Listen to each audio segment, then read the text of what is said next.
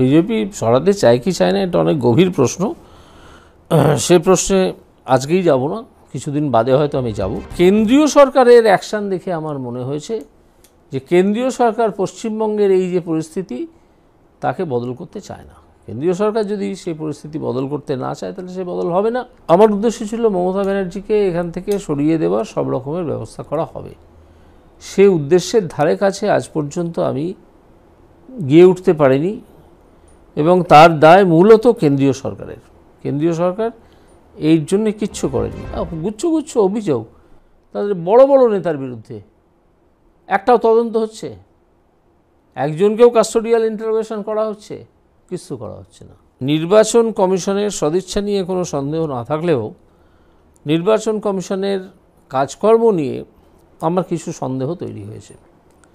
সেটা স্পষ্ট ভাষাতেই বলতে হয় যে নির্বাচন কমিশনের আগে নির্বাচন ভোটার লিস্টে গণ্ডগোল করার জন্যে 4 বা 5 অফিসারের বিরুদ্ধে এফআইআর করার নির্দেশ দিয়েছিল এবং তাদেরকে সাসপেন্ড করার কথা বলা হয়েছিল। এফআইআর করা হয়নি এবং এই করা হয়নি বলে, করার কাজটা ছিল রাজ্য সরকারের, করা হয়নি বলে সে সম্পর্কে ইলেকশন কমিশন আজ পর্যন্ত পশ্চিমবঙ্গ সরকারের বিরুদ্ধে বহু হুঙ্কার ছাড়া সত্ত্বেও কিচ্ছু করেনি।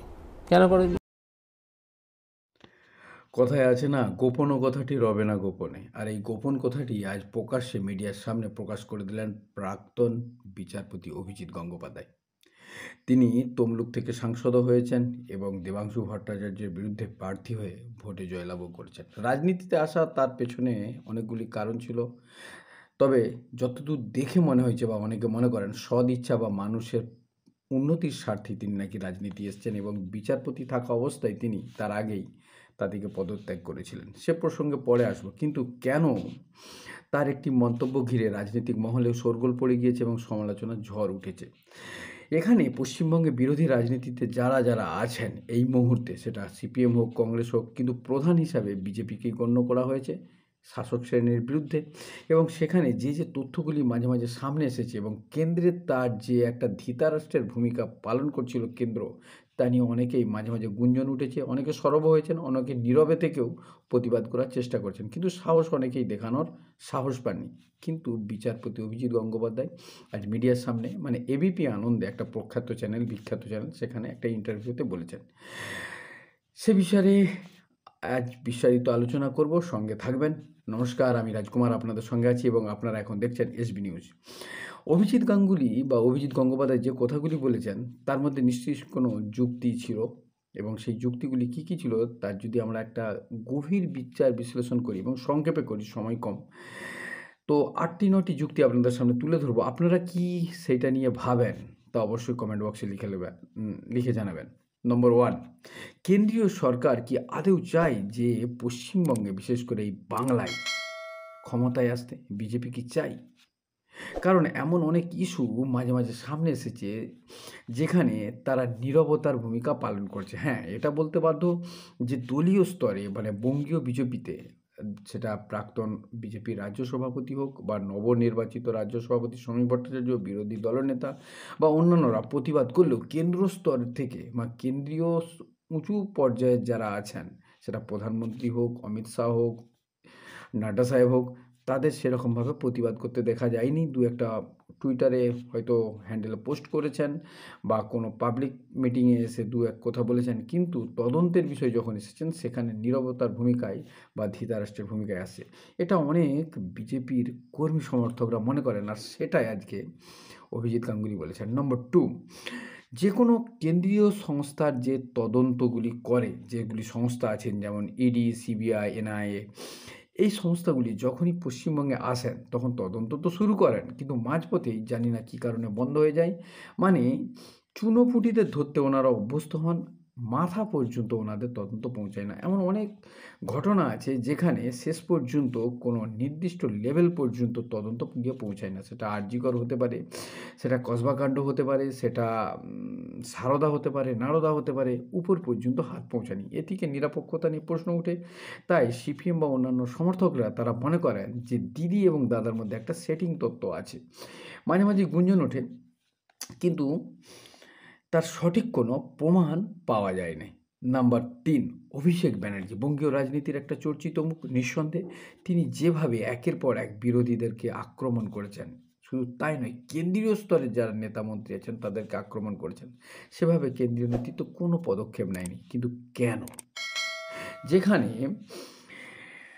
এই ব্যানার্জি পরিবারের উপর একাধিক অভিযোগ আছে, অভিষেক ব্যানার্জির উপর একাধিক অভিযোগ আছে, তা সত্ত্বেও কোনো তদন্ত হয়নি। লিটেন্স বাউন্সের যেটা কর্মকর্তা, তার বিরুদ্ধে মানি লন্ডারিং আছে, তার বিরুদ্ধে অনেক রকমের অভিযোগ আছে, তা সত্ত্বেও সেখান পর্যন্ত হাত গিয়ে পৌঁছায়নি, কোথাও না কোথাও গিয়ে থেমে গিয়েছে। কিন্তু কেন? যখনই প্রশ্ন উঠে তখনই নীরবতার ভূমিকা পালন করে। ওই গোপন কথাটি রবে না গোপনে, কিন্তু ধরা তো একদিন পড়বেই। 4, যেমন অনেকেই ভাবতেন যে বাংলায় এত অত্যাচার পর, মানে যখনই ভোট হয় এখানে, চাহে পঞ্চায়েত ভোট হোক, বিধানসভা ভোট হোক বা লোকসভা ভোট হোক, সেই ভোটগুলিতে হিংসাত্মক হয়, মারামারি হয়, খুনোখুনি হয়, অনেক বিরোধী কর্মীদের এখান থেকে ছেড়ে চলে যেতে হয়, লুকিয়ে থাকতে হয়, প্রাণহানির আশঙ্কা হয়।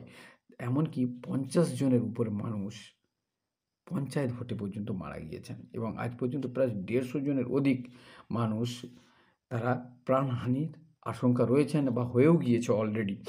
সেক্ষেত্রে কেন্দ্রীয় সরকার এখানে 355 বা রাষ্ট্রপতি শাসন লাগু করবে এরকম অনেকে আশা করেছিলেন, কিন্তু শেষ পর্যন্ত সেটা হয়নি। নম্বর 5, বাংলা নিজের মেয়েকে চায়, এরকম একটা স্লোগান দিয়ে, এরকম একটা জিনিসকে প্রতিষ্ঠিত করতে যেখানে তৃণমূল সক্ষম হয়ে গেছে, মানুষের বিশ্বাস অর্জন করতে, মানুষের মনে জায়গা করতে সক্ষম হয়েছে, সেখানে বিজেপিরা বাইরে থেকে, যেটা বহিরাগত বলে বারবার তৃণমূলরা বলেছে, যে সেখানে কিন্তু বিজেপি সেরকম কোনো স্লোগান দিয়ে একটা পজিটিভ সেন্টিমেন্ট তৈরি করতে অক্ষম হয়েছে, যার কারণে তাদের ভোট ক্রমাগত কমে গিয়েছে।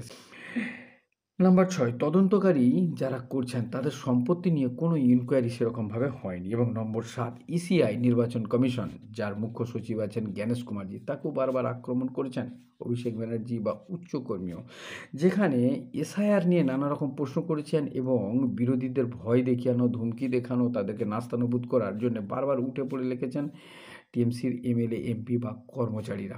তাদের বিরুদ্ধে কোনো ব্যবস্থা নেয়নি। কিন্তু কেন নেওয়া হয়নি? বারবার প্রশ্ন উঠেছে এবং ভবিষ্যতেও হয়তো উঠবে। নম্বর 8, উচ্চপদস্থ নেতা, যখনই তদন্ত হয়েছে নিচু স্তরের কর্মচারীরা তো 2-4 দিনের জন্য জেলে গেছেন, তারা জামিনও পেয়ে গিয়েছেন, কিন্তু কোথাও না কোথাও যে হাত, যারা পান্ডা, আসল যারা রাঘব বল, তাদের কাছ পর্যন্ত গিয়ে পৌঁছায়নি। তাহলে কি সেটিং তথ্য আছে? কোনো লেনদেনের তথ্য আছে? এই ব্যাপারে আপনাদের মতামত চাইব। এবং নম্বর 9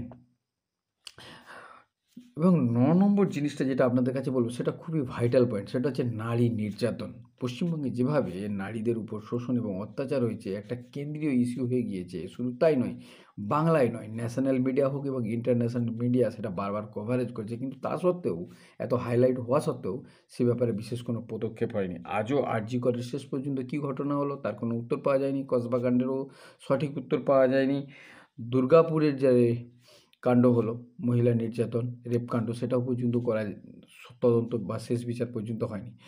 তাহলে কি প্রশ্ন উঠছে, আদৌ কি কেন্দ্রীয় যারা বিজেপি নেতৃত্ব, তারা সত্যিই চাই বাংলায় ক্ষমতায় আসুক? যদি আসে, তাহলে তাদেরকে সঠিক পদক্ষেপ নিতে হবে, জনগণের মধ্যে বিশ্বাস অর্জনের একটা ব্যবস্থা করতে হবে।